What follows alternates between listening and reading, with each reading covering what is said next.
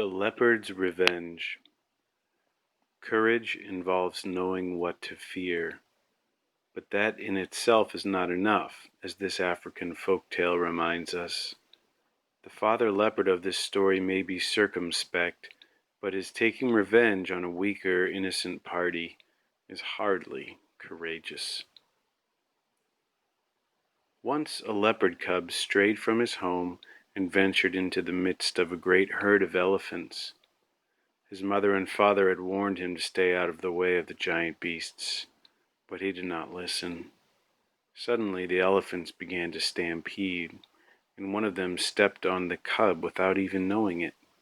Soon afterward, a hyena found his body and went to tell his parents. "I have terrible news," he said. "I found your son lying dead in a field." The mother and father leopard gave great cries of grief and rage. "How did it happen?" the father demanded. "Tell me who did this to our son. I will never rest until I get my revenge." "The elephants did it," answered the hyena. "The elephants?" asked the father leopard, quite startled. "You say it was the elephants?" "Yes," said the hyena. "I saw their tracks." The leopard paced back and forth for a few minutes, growling and shaking his head.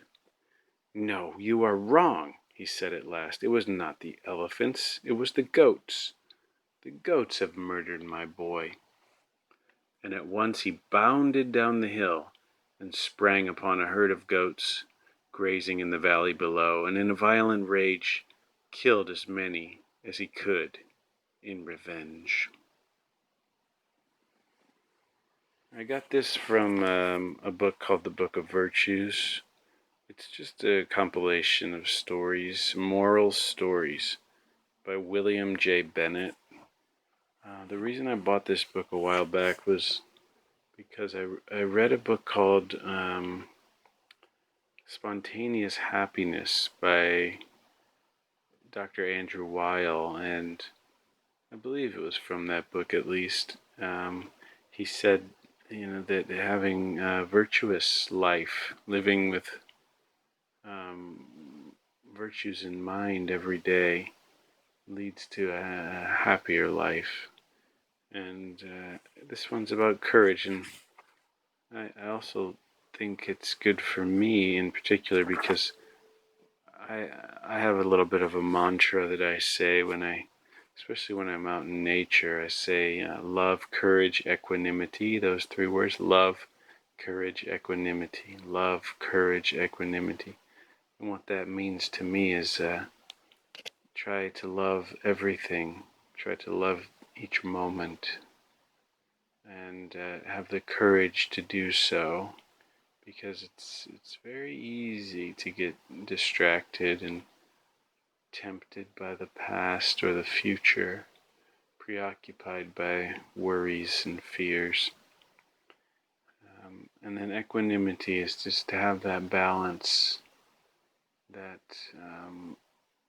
that feeling of spaciousness and balance.